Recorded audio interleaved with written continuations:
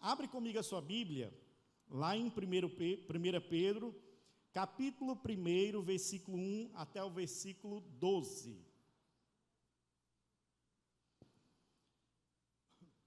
1 Pedro, capítulo 1, versículo 1 até o versículo 12.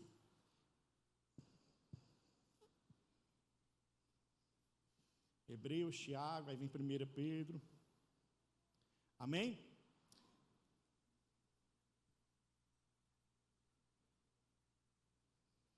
Diz assim a palavra do Senhor: Pedro, apóstolo de Jesus Cristo, aos eleitos que são forasteiros da dispersão, no Ponto, Galácia, Capadócia, Ásia e Bitínia, eleitos segundo a presciência de Deus Pai, em santificação do Espírito, para a obediência e a aspersão do sangue de Jesus Cristo, graça e paz os sejam multiplicadas.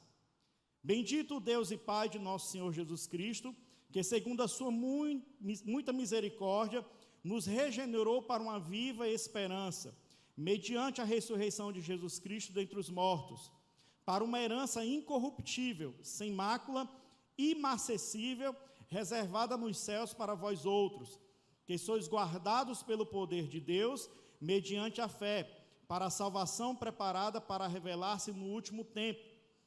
Nisso exultai, embora no presente, por breve tempo, se necessário, sejais contristados por várias provações. Interessante. Versículo 7. Para que, uma vez confirmado o valor da vossa fé, muito mais preciosa do que o ouro perecível, mesmo apurado por fogo, redundante em louvor, glória e honra na revelação de Jesus Cristo, a quem, não havendo visto, amais, no qual, não vendo agora, mas crendo, exultai com alegria indizível e cheia de glória, obtendo o fim da vossa fé, a salvação da vossa alma. Foi a respeito desta salvação que os profetas indagaram e inquiriram, os quais profetizaram acerca da graça a vós outros destinada, investigando atentamente qual a ocasião ou quais as circunstâncias oportunas, indicada pelo Espírito de Cristo que neles estava, ao dar de antemão testemunho sobre os sofrimentos referentes a Cristo e sobre as glórias que os seguiriam. A eles foi revelado que, não para si mesmos, mas para vós outros, ministravam as coisas que agora vos foram anunciadas por aqueles que, pelo Espírito Santo enviado do céu, vos pregaram o Evangelho, coisas essas que os anjos anelavam desfrutar, ou vim pregar a palavra, né? Querido, eu não vou me deter muito aqui na questão histórica, na questão da data e tudo, mas só a nível de introdução, para que uma epístola pudesse fazer parte do cânon sagrado, ela deveria ter sido escrita ou por um apóstolo, por um discípulo de apóstolo, a mando de um apóstolo. E não existe nenhuma dúvida, nenhuma contradição com relação à autoria dessa epístola.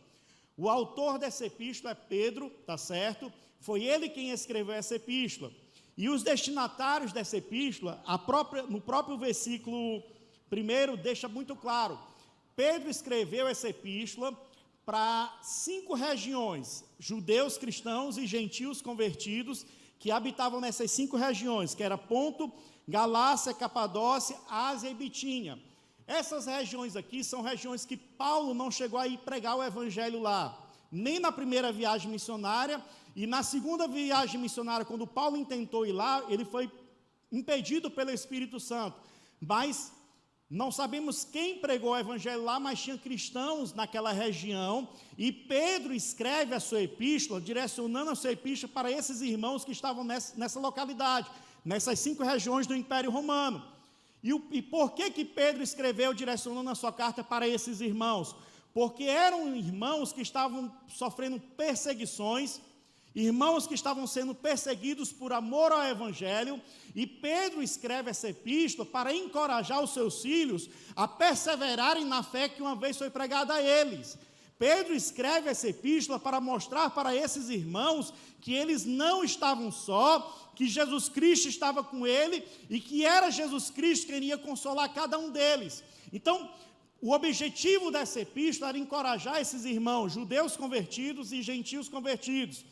E eu queria destacar 3 coisas que eu considero de suma importância a nível de introdução, que foi referente aos destinatários desta carta. Pedro usa 3 palavrinhas no grego que eu acho interessante, que é paróikos, diáspora e eclectos. Ele usa o termo paróikos, cujo significado é exilado, e essa palavra descreve um morador que está em um país que não é o dele, e o seu único objetivo desse paróikos, dessa pessoa que está exilado, é um dia poder retornar para a sua pátria. Ele está exilado nessa pátria, independente do motivo, mas um dia ele pretende voltar para a sua terra natal. Qual a lição que eu aprendo com isso daqui? Nós que somos embaixadores de Cristo aqui nesse mundo, nós devemos entender uma coisa: a nossa pátria não é aqui. A nossa estadia aqui nessa terra, ela é temporária. Um dia nós iremos voltar para a nossa pátria. Um dia nós iremos reinar com Cristo. E pode ter certeza de uma coisa, meu irmão: independente da situação crítica que você esteja enfrentando, independente das provações e lutas, Deus, Ele é contigo, e essas provações, elas são momentâneas e passageiras. Você um dia irá voltar para a sua terra natal. As lutas e tribulações que enfrentamos aqui não definem o nosso destino, porque o nosso destino é o céu, é a glória, estar com Jesus Cristo por toda a eternidade. Então, esses cristãos estavam lá. A outra palavrinha que Pedro vai usar é o termo diáspora, cujo significado é dispersão. Essa palavra era atribuída aos judeus, dispersos por causa da perseguição que eles sofreram, tanto no Antigo Testamento, como estavam sofrendo ali naquele momento pelo Império Romano, mesmo que estivessem em período de paz, né? E agora ela é atribuída aos cristãos perseguidos e espalhados pelo mundo. E aqui eu quero abrir um parênteses, né? Eu falei para você que em julho estarei indo para a Venezuela. Conversando com o pastor Genuan, que é o nosso tutor, ele estava nos relatando a situação crítica que os nossos irmãos venezuelanos vêm enfrentando. Você chega ali em Roraima, muitos venezuelanos estão fugindo da Venezuela para o lado do Brasil, porque não aguenta mais a situação crítica lá. Advogados, médicos, empresários que perderam tudo, que estão passando fome literalmente. Pessoas comendo cachorro matando mesmo e comendo, porque a situação é crítica. E eu tenho certeza que esses irmãos em Cristo, venezuelanos, que estão lá sofrendo, eles têm essa certeza no seu coração, que essa tribulação que eles estão enfrentando, ela é passageira. Eles têm convicção de que o Jesus que os chamou, que os predestinou, um dia virá buscá-lo. E ele sabe que o seu destino é o céu, meu irmão. Essa é a confiança que nos alegra. E a terceira palavra que Pedro usa aqui é eclectos, cujo significado é eleitos. Os cristãos, de acordo com Pedro, eles foram eleitos antes da fundação do mundo. Nós, cristãos em Jesus Cristo, seguidores de Cristo, nós somos eleitos antes da fundação do mundo. Um dia Deus olhou para nós com seu olhar de misericórdia, teve compaixão de nós e nos redimiu. E se hoje nós estamos aqui assentados nessa igreja bonita, no ar-condicionado, ouvindo essa palavra, o pregador pode não ser lá tão bom, mas a palavra que edifica, foi porque um dia você foi agraciado por Deus, você foi alvo do amor de Deus, e hoje você está aqui por causa disso. Então, querido, nós somos eleitos, nós somos salvos. E o primeiro tópico da mensagem que eu queria compartilhar com a igreja, vai estar no versículo 3, onde Pedro diz assim: bendito o Deus e Pai de nosso Senhor Jesus Cristo, que segundo a sua misericórdia, nos regenerou para uma viva esperança, mediante a ressurreição de Jesus Cristo dentre os mortos.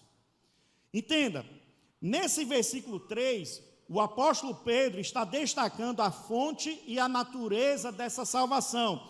Entenda, num tempo de extrema perseguição, sofrimento e dor, o apóstolo Pedro inicia sua carta com a doxologia, ou seja, com a expressão de louvor, honra e glória a Deus. Quando ele diz: bendito Deus e Pai de nosso Senhor Jesus Cristo, segundo a sua muita misericórdia, nos regenerou, nos redimiu. Entenda, ele joga para escanteio aqui essa questão de querer colocar o homem como centro. Entenda, a salvação de Deus para você e para mim não está nos nossos méritos, mas tão somente em Deus. Foi por causa do amor de Deus que Ele nos agraciou com a sua salvação. O homem não era merecedor de nada, porque quem rompeu a aliança lá no Jardim do Éden não foi Deus, mas foi o homem. Então, o alvo dessa tão gloriosa salvação aqui está no próprio Deus, e não no homem. Não existe essa questão de querer colocar o homem como centro de tudo, não. Inclusive, a missão primordial da igreja não é pregar o evangelho, mas glorificar e exaltar o nome daquele que vive e reina para todo sempre. Essa é a missão primordial da igreja. E como é que nós fazemos isso? Proclamando o evangelho de Jesus Cristo. Porque quando eu proclamo o evangelho, eu estou glorificando a Ele. Então entenda, Pedro faz questão de tirar o homem do centro e colocar Deus como única fonte de salvação do homem. A fonte da nossa salvação é Deus. Foi Deus quem te chamou. Não porque você seja bonitinho, porque você seja um intelectual, porque você seja próspero financeiramente, não. Deus é o centro de tudo isso. Pedro nos ensina que antes de apresentarmos as nossas dores, as nossas lutas, as nossas dificuldades, no versículo 3 ele nos ensina que antes de tudo isso, nós devemos glorificar e exaltar a Deus e agradecer a Deus todos os dias por essa salvação. Antes de você pedir qualquer coisa, irmãos, agradeça a Deus, porque o maior presente que Ele lhe deu foi a salvação. O maior presente de Deus para a humanidade foi a salvação do homem. Porque o homem estava caminhando a passos largos para o inferno. E Deus resolveu salvar esse homem, fazer dele nova criatura em Cristo Jesus e garantir a ele uma ida para o céu por toda a eternidade. Amém? Duas verdades eu queria destacar aqui nessa parte, nesse primeiro tópico. Primeiro, regeneração. No versículo 3 ele diz, mais lá na parte B, que ele nos regenerou para uma viva esperança. A palavra regenerar quer dizer que Deus pegou você lá do lamaçal de pecado, te limpou, te purificou, te redimiu. Hoje você é nova criatura em Cristo Jesus. Hoje nós temos livre acesso à presença de Deus.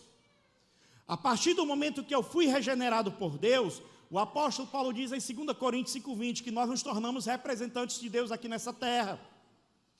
Hoje eu e você, nós temos livre acesso à presença de Deus para glorificá-lo, para exaltá-lo e proclamar o seu evangelho. Nós não somos pouca coisa não, meu irmão, nós somos representantes de Deus. Satanás, ele olha para nós com raiva, com indignação, porque ele sabe, querido, que nós somos redimidos pelo sangue de Cristo. No dia que Jesus Cristo doou a sua vida lá na cruz do Calvário e derramou o seu sangue, o sangue de Jesus Cristo nos purificou de todo o pecado. Vocês estão lembrados qual é a última praga no Egito lá? Qual é? A morte dos... O que foi que Deus mandou Moisés fazer para que o anjo da morte não entrasse? Sacrificasse um cordeiro e o sangue colocar nos umbrais da porta. O anjo, quando visse o sangue, a marca da promessa, não iria entrar naquela casa, ele ia passar de largo. Quando Satanás olha para mim e para você, querido, ele vê o sangue de Cristo. Ele vê a marca da promessa. E o ódio dele é porque ele não consegue nos tocar. Ele sabe que você é um escolhido de Deus, que você tem o sangue de Cristo aspergido na sua vida. E ele tem ódio de você, e glória a Deus por isso. Agora tem um detalhe. Muitas vezes Satanás, por não conseguir te atingir, ele vai procurar atingir a pessoa que você mais ama. É por isso que diariamente nós devemos consagrar a nossa família ao Senhor. Lá em Atos 16:31, quando Paulo pregando para o carcereiro, depois daquele milagre que teve lá, quando Paulo e Silas estavam louvando, que houve aquele terremoto e os presos, sem saber o que estava acontecendo, e ele lá em cima, o guarda, né? Pensou que tivesse todo mundo fugido e quis se matar, e Paulo grita, não faça tal loucura, estamos todos aqui. Paulo vai pregar o evangelho para ele, o que é que Paulo diz em Atos 16:31? Crê no Senhor Jesus Cristo, e será salvo tu e a tua casa. Deposita sua confiança em Deus, meu irmão. Eu sei que muitas pessoas que estão aqui têm orado diariamente pela salvação da sua família. Continua perseverando, porque a sua oração ela é ouvida por Deus. Deposite a sua confiança em Deus. Nós somos regenerados. A regeneração é uma obra do Espírito Santo em nós, é uma mudança que acontece de dentro para fora. Não tem nenhuma intervenção humana, não tem mérito nenhum no homem. É Deus quem regenera o homem, é Deus quem limpa, é Deus quem santifica, é Deus quem purifica. E, em segundo lugar, ele diz que nós somos regenerados para uma viva esperança. Olha só o que é que ele fala, no versículo 3. Bendito Deus e Pai de nosso Senhor Jesus Cristo, que segundo a sua misericórdia nos regenerou para uma viva esperança, mediante a ressurreição de Jesus Cristo dentre os mortos. Então, querido, o cristianismo é a religião da esperança.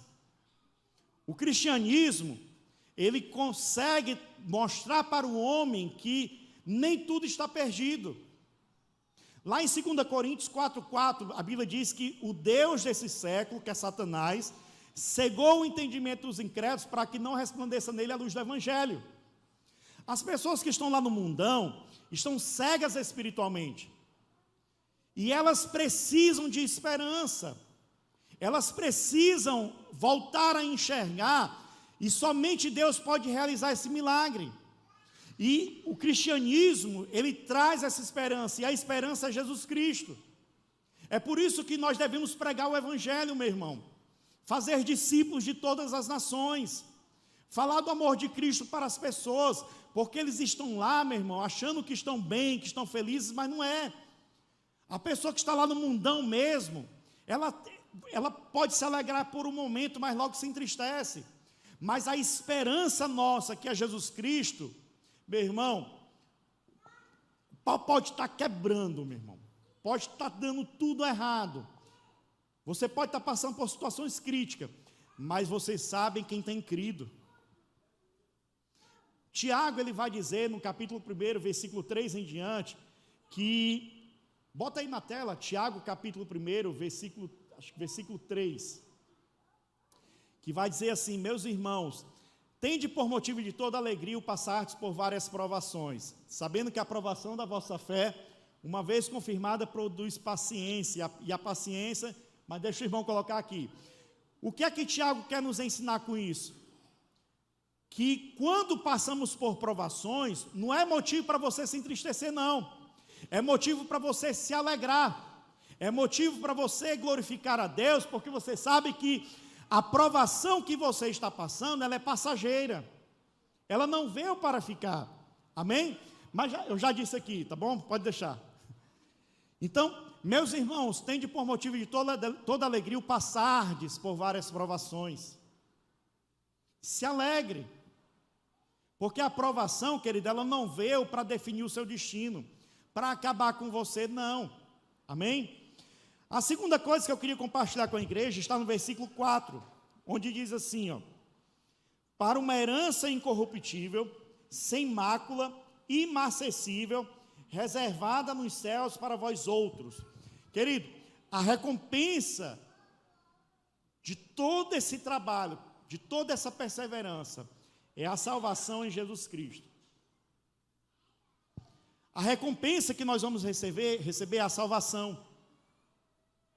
A nossa recompensa, querido, é um dia morar na eternidade com Deus, pastor Raimundinho. É saber que tudo isso daqui vai passar, mas nós iremos reinar com Cristo por toda a eternidade. A salvação planejada na eternidade. Nós somos eleitos antes da fundação do mundo. Deus projetou a sua salvação antes da eternidade e realizada num tempo. Que tempo foi esse? No dia que você entregou sua vida a Jesus Cristo. Isso aponta para uma futura recompensa, que é a salvação. Pedro, ele escreve para uma herança incorruptível, sem mácula, inacessível, reservada nos céus. Os eleitos de Deus, remidos pelo sangue, santificados pelo Espírito e regenerados para uma viva esperança, têm a promessa de uma vida gloriosa. E quais são as características dessa herança que nós iremos receber? Pedro deixa muito claro que é uma herança incorruptível. Incorruptível. E que também é uma herança sem mácula, ou seja, imaculada, que não tem nenhum tipo de sujeira. A nossa herança, ela é incorruptível. A traça não corrói, não tem sujeira, não tem nada que consiga contaminar. Essa é a herança do crente. Versículo 5, Pedro vai dizer assim, ó, que sois guardados pelo poder de Deus, mediante a fé, para a salvação preparada para revelar-se no último tempo.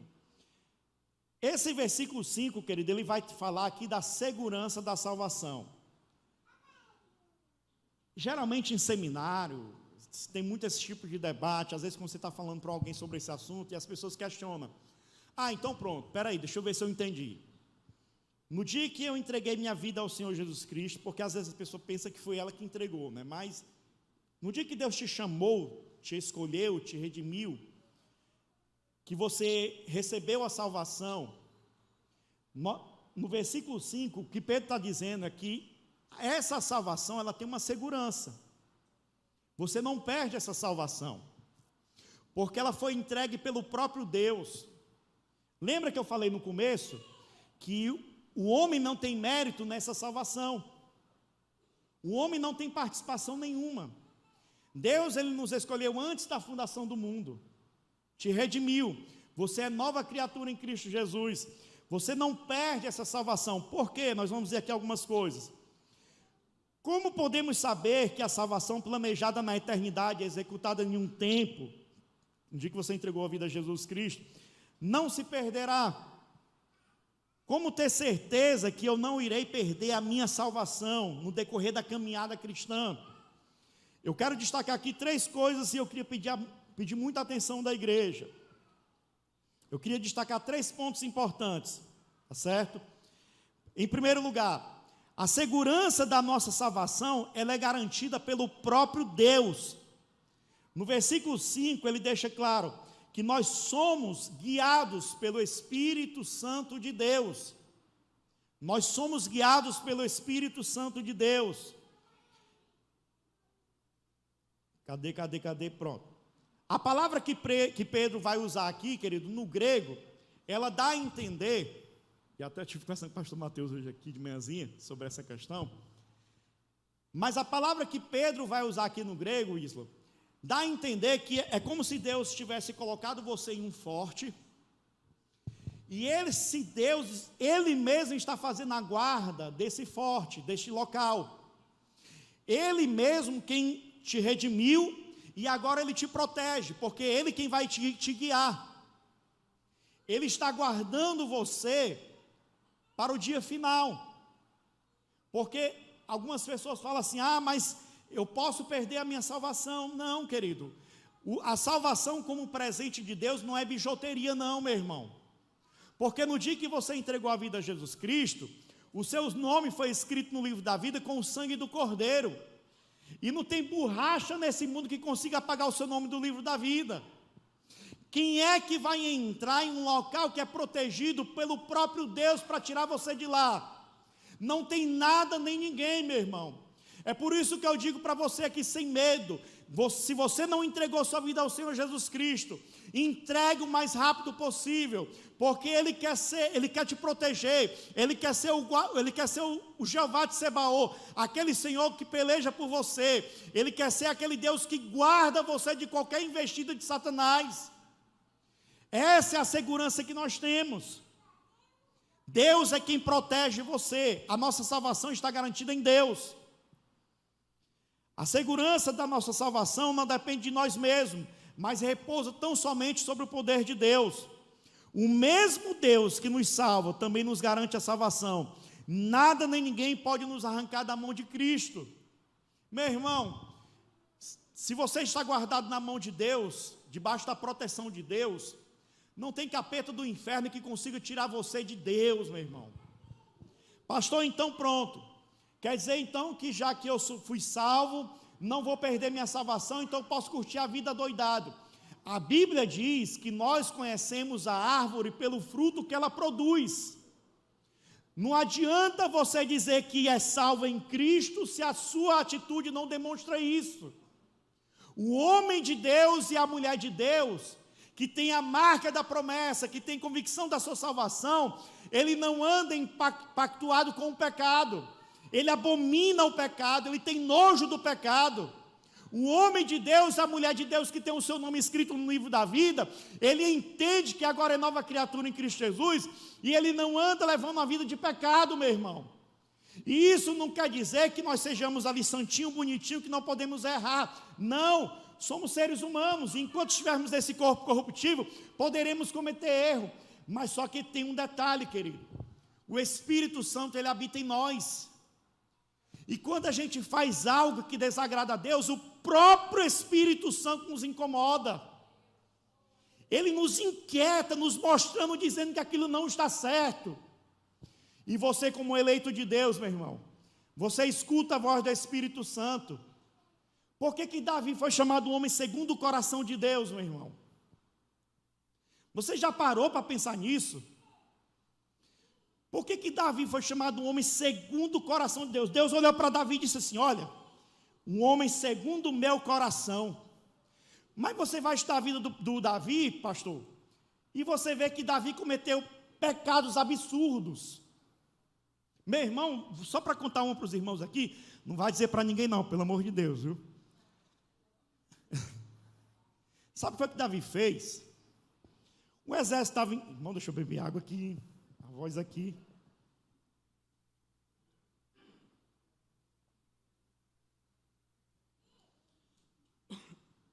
Não vai dizer para ninguém não. Israel estava em guerra. Davi, rei, era para estar lá no campo de batalha também. Mas Davi estava no palácio, sem fazer nada, curtindo a vida lá. A Bíblia diz que Davi olha e vê uma mulher chamada Batseba, casada, esposa de Urias, comandante do exército de Davi. Davi pega, é o rei, mandou chamar aquela mulher. Resumindo a história, se deitou com ela, teve um caso com ela, e como o exército passava meses no campo, aquela mulher engravida, descobre que está grávida. Davi manda chamar Urias. Ó, Urias, vai lá, tua mulher está sozinha em casa, fica com ela. Olha a maquinação de Davi, meu irmão. Davi manda Urias ir para casa, porque Urias era marido de Batseba, automaticamente iria ficar com sua esposa, e ela iria o quê? Aparecer grávida. Mas Urias era um homem fiel, e ele disse: não, senhor meu, eu não vou estar na minha casa, me deleitando com a minha esposa, sendo que o povo está lá no campo de batalha, morrendo, dando a vida pela nação. Já deu uma tapa na cara de Davi aí. E ele não vai, ele dorme na porta do palácio, mas não vai. Sabe o que Davi faz? Decreta a morte de Urias. Escreve uma carta, sentenciando a morte dele. Quem foi o condutor da carta, irmão? O próprio Urias. E ele disse: Urias, leva essa carta para o comandante que está lá na frente, lá, e entrega para ele. Urias não olhou a carta, irmãos, porque se ele tivesse aberto a carta, ele saberia que ali tinha sentença de morte dele e ele poderia fugir. Mas ele era fiel e ele foi. Quando o comandante recebe a carta, ele estranha, mas tinha que obedecer ao rei, à ordem do rei. Na carta, Davi manda colocar Urias no campo da frente, do lado de batalha. Quando o exército inimigo viesse, o exército era para recuar e deixar Urias morrer sozinho. E foi isso que aconteceu, meu irmão. Aí Deus olha para Davi e diz: esse é um homem segundo o meu coração. Você já parou? Para nós, humanamente falando, é uma contradição. E como explicar isso? Meu irmão, uma coisa que nós nunca podemos perder em nossa vida é a nossa sinceridade diante de Deus. Meu irmão, você pode cometer o erro que for na sua vida, mas chegue diante de Deus, se arrependa dos seus pecados, confesse os seus pecados. A Bíblia diz que aquele que confessa e deixa, alcança misericórdia. E Davi, quando ele vê a besteira que ele comete, ele rasga as suas vestes, ele pede perdão a Deus, porque havia sinceridade. Deus, entenda, meu irmão, Deus não passa a mão na cabeça de ninguém, mas quando Deus vê um coração quebrantado, Ele não resiste. Então seja sincero, nunca perca essa sensibilidade, nunca perca a sua sinceridade diante de Deus, nunca. Então, querido, a segurança da nossa salvação não está em nós mesmos, porque se estivesse em nós, nós perderíamos.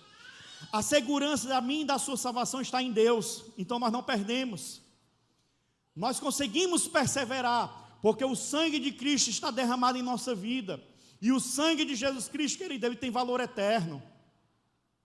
Amém? Em segundo lugar, a segurança de nossa salvação é apropriada pela fé. Ele diz no versículo 5, mediante a fé. A fé não é a causa meritória da nossa salvação, mas a causa instrumental. Eu não recebo a salvação por ter fé, mas a fé é um instrumento que me habilita a receber essa salvação, porque eu creio na palavra de Deus. A Bíblia diz que a fé vem pelo ouvir, e ouvir a palavra de Deus. Quando alguém prega o evangelho para mim, e eu abro o meu coração, entendo essa revelação da palavra de Deus, e eu entrego a minha vida ao Senhor Jesus Cristo, a fé ela serviu de instrumento para a minha salvação. E em terceiro lugar, a consumação da salvação se dará na segunda vinda de Cristo, para a salvação preparada para revelar, que vai ser revelada lá no último tempo. Então, algumas coisas que eu queria considerar aqui com os irmãos. Cadê aquele relógio que ficava lá, meu irmão? Me lembrei que eu me empolgo aqui, viu? Senão dá meia-noite eu estou pregando, viu? Tinha um reloginho ali que eu, às vezes eu olho. Então, olha só, podemos afirmar à luz das Escrituras que nós já fomos salvos, estamos sendo salvos e seremos salvos. Eu vou explicar isso aqui, amém? Quanto à justificação, com respeito à justificação, nós já fomos salvos, porque fomos justificados pelo sangue de Cristo. Quanto à santificação, estamos sendo salvos, porque a santificação ela é um processo. Vou dar um exemplo. Um espírita, 40 anos de espiritismo, se converteu. Deus falou com ele de maneira direta. Ele veio aqui à frente, se quebrantou, chorou e tudo. Foi justificado? Sim. Mas o processo de santificação, ele é contínuo. Ele não deixou de ser espírita, porque a doutrina está impregnada na sua mente. O que é que tem que acontecer agora? Um discipulado. Ele tem que ouvir agora a palavra sendo pregada de maneira correta para ele entender e confrontar a doutrina espírita. Então o processo de libertação ali, de santificação, vai acontecer a partir daquele momento. Então, quanto à justificação, ok, já fomos salvos. Quanto à santificação, estamos sendo salvos. E quanto à glorificação, nós seremos salvos na segunda vinda de Cristo, que é quando vai se consumir de fato essa salvação. Entenda uma coisa, o seu nome já está escrito no livro da vida. Mas pastor, tem uma área na minha vida que eu sei que ainda precisa ser liberto. É o processo de santificação, meu irmão. O que é que significa a palavra santo? Separado. Quer se aproximar de Deus? Começa a buscar a Deus, começa a orar, começa a ler a palavra, começa a se consagrar, começa a se envolver mais nas coisas de Deus, que automaticamente você vai se distanciando das coisas do pecado. O problema é que hoje em dia, meu irmão, vou ser bem franco, As pessoas têm que entender isso, que todos que aqui estamos, todos, sem exceção de nenhum, do pastor Mateus, pastor Manos, que são os líderes da igreja, a todos nós que aqui estamos, nós somos embaixadores de Cristo, nós somos representantes de Cristo. É nosso dever, querido, termos plena comunhão com Deus, procurar crescer em Deus, na palavra. É nosso dever proclamar o Evangelho de Jesus Cristo. É nosso dever, meu e seu, fazermos discípulos, e não somente dos pastores da igreja. Você não pode pegar o pastor Raimundinho e exigir só dele que ele faça discípulo, não, é meu dever também. Eu não posso chegar para o presbítero Carneiro e exigir que somente ele vá fazer visita nos lares, não, é o dever de toda a igreja, de toda a igreja. Então, eu preciso entender isso.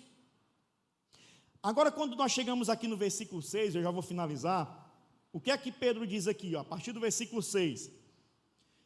Nisto exultai, embora no presente, por breve tempo, se necessário, sejais contristados por várias provações, para que, uma vez confirmado o valor da vossa salvação, muito mais preciosa do que o ouro perecível, mesmo apurado por fogo, redunde em louvor, glória e honra na revelação de Jesus Cristo, a quem, não havendo visto, amais. Isso é tremendo, irmãos.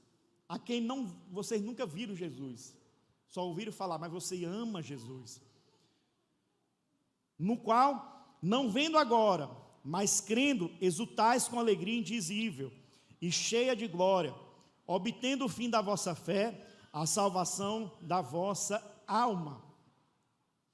Embora nossa salvação venha a ser consumada apenas na segunda vinda de Cristo, nós começamos a desfrutar dessa salvação já agora no tempo presente, meu irmão. Embora ela venha a se concretizar somente na vinda de Cristo, nós vamos começar a desfrutar dessa salvação já agora.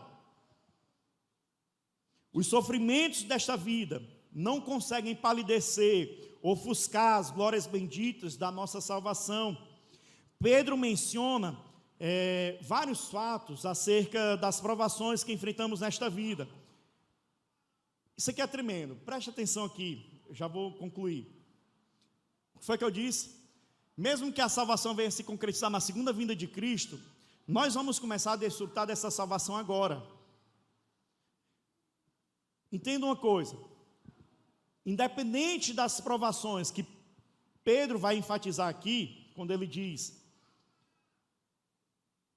na parte B do versículo 6, sejais contristados por várias provações. Isso não anula a graça de Deus na minha vida, e nem vai ofuscar a grandeza de Deus na minha vida. Entenda, as provações, eu preciso entender que elas têm, como é que eu posso dizer, um valor pedagógico, ela nos traz ensinamentos. A provação, querido, ela pode ser pedagógica em nossa vida. A expressão se necessário indica que há ocasiões especiais em que Deus sabe que nós precisamos ser provados. Tem como abrir aqui Salmo 119, versículo 67?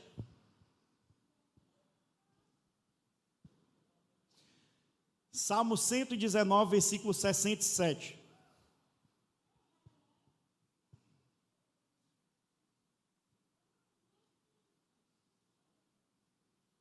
Pronto. O que é que diz aí? Antes de ser afligido, andava errado, mas agora guardo a tua palavra. O que é que o salmista está querendo nos ensinar aqui? 119, versículo 67. O que é que o salmista está querendo nos ensinar aqui? Que a aprovação, muitas vezes, ela serve para nos disciplinar, nos corrigir. Antes, eu antes era afligido, eu andava errado, mas agora eu guardo a tua palavra. Lá em 2 Coríntios, capítulo 12, versículo 1 ao 9, vai narrar a história do espinho na carne de Paulo. Paulo orou por várias vezes para Deus tirar o espinho, mas Deus não tirou, e Deus só disse: Paulo, a minha graça te basta. Então, querido, muitas vezes a provação, ela nos traz para um lugar para que eu possa crescer espiritualmente, para que eu possa amadurecer. As provações, elas podem também ser variadas. Tem pessoas que muitas vezes vão enfrentar uma provação na área da saúde. Crente pode passar por enfermidade, pastor? Pode, meu irmão. Crente pode perder o emprego? Pode. Então, as provações, elas são variadas. As provações também, querido, elas podem ser dolorosas demais. E o interessante é que essa palavra dolorosa aqui, ela traz uma ideia muito profunda. E é a mesma palavra original no grego, que está lá quando Jesus Cristo no Getsêmani, lá em Mateus 26, 37, quando a Bíblia diz que Jesus Cristo ele se angustia, ele ficou angustiado. Essa provação aqui, querido, é a mesma dor, traz essa ideia de uma perda, quando você perde alguém. É quando alguém perde um filho, perde um pai, uma mãe perde um filho. É aquela dor que você acha que nunca vai ser sarada. A provação, querido, ela pode ser dolorosa demais. Ela pode, muitas vezes chegar para você de um jeito que você, Senhor, mas por que eu? O que foi que eu fiz para merecer isso? Meu irmão, entenda uma coisa, independente da luta, da provação que eu venha enfrentar na minha vida, na caminhada cristã, eu tenho que ter a confiança de que eu estou guardado nele e que ele está no controle de tudo na minha vida. O irmão Ferreirinha chegou para mim antes do culto começar, e aí, pastor, irmão, e ele disse, só não está melhor porque eu ainda estou nesse corpo aqui, mas um dia eu vou estar na glória com Deus. E isso é um motivo de glória, de ânimo para nós que escuta isso, porque a convicção que ele tem não o deixa desanimar por nada. Ele pode enfrentar a tribulação e a provação que ele vier enfrentar na vida dele, mas ele sabe que o nome dele está escrito no livro da vida, e quem o chamou foi o Deus Todo-Poderoso, e um dia ele vai morar por toda a eternidade com esse Deus. As provações, elas são proveitosas em todos os sentidos. Pedro, ele apresenta 4 instruções, eu encerro aqui, para que nós possamos desfrutar dessa gloriosa presença de Deus em nossa vida. Primeiro, amem a Cristo, no versículo 8. Segundo, creiam em Cristo. E em terceiro, alegre-se em Cristo. E em quarto, obtenham de Cristo, recebam de Cristo. Se eu entender essas 4 coisinhas, querido, amar a Deus de todo o meu coração, eu creio, independente das circunstâncias que eu esteja enfrentando, que é Ele quem me guarda, é Ele quem me sustenta, e que independente da situação eu vou me alegrar nele, e que eu vou receber também dele. Nada vai abalar a nossa fé em Deus, querido. Ele é a rocha, e nós estamos firmados nessa rocha. Pode vir a tempestade que vier, nós temos a certeza de que é Ele quem nos guarda. Eu não sei como você chegou aqui essa noite, querido, mas eu tenho certeza de uma coisa, que você não vai sair da mesma maneira como você chegou. Eu não sei de que forma você chegou, talvez você veio aqui só arquejando, como diz o profeta Isaías, né? Igual aquele paviozinho que estava só fumegando, meu irmão, mas você veio mesmo assim. De repente você pode ter passado uma provação esses dias, ou esteja enfrentando essa provação ainda. Mas saiba, aquele que te escolheu, é Ele quem te sustenta, é Ele quem te guarda, e é Ele quem vai operar um milagre na sua vida. E eu tenho certeza que por esses dias, você verá a glória de Deus se manifestando na sua vida e através de sua vida. Amém? Eu queria só, assentado mesmo, baixe sua cabeça, vou só fazer uma oração rápida. Pai, muito obrigado, Deus, muito obrigado, porque é o Senhor quem tem nos sustentado. Muito obrigado, Deus, porque até aqui o Senhor tem nos sustentado, até aqui, Deus, o Senhor tem feito coisas tremendas em nossa vida. Eu te agradeço, Deus, por essa igreja que tem sido fiel ao Senhor, uma igreja, Deus, que tem sido treinada na Tua palavra, uma igreja que não se engoda com qualquer coisa, Deus, mas uma igreja, Deus, que tem perseverado na caminhada cristã, Deus. Senhor amado, eu não sei como teu filho ou tua filha chegou aqui essa noite, mas Tu sabe, Deus. Tu sabe, Deus. Tu sabe das orações que essa mulher tem feito às madrugadas, Deus. e orado ao Senhor, e muitas vezes, Deus, ela não consegue mais nem falar, ela apenas chora da tua presença, mas a tua palavra também nos garante, Deus, que o choro ele pode durar uma noite, mas a alegria vem pela manhã, Deus. Senhor, muito obrigado, Deus, por esse privilégio que nós temos, a certeza, Deus, que o nosso nome está escrito no livro da vida. Obrigado, Deus, por essa convicção que nós temos, que o Senhor está conosco em qualquer situação, que o Senhor não larga a nossa mão por nada, Deus. Pode capeta do inferno se levantar contra nós, mas a nossa vitória está garantida no Senhor. Muito obrigado, Senhor Deus, porque esse homem ou essa mulher, Deus, que independente da provação que esteja enfrentando, tem depositado a confiança dela no Senhor. Pai Santo, em nome de Jesus Cristo, continua operando milagres nessa igreja, através dessa igreja. Deus, eu sei que muitas famílias ainda chegarão aqui destruídas, mas que serão restauradas pelo poder da tua palavra. Em nome de Jesus Cristo, Pai, muito obrigado por tudo, porque até aqui o Senhor tem nos ajudado. Em nome de Jesus Cristo, dê uma salva de palmas ao Senhor, amém? Glória a Deus.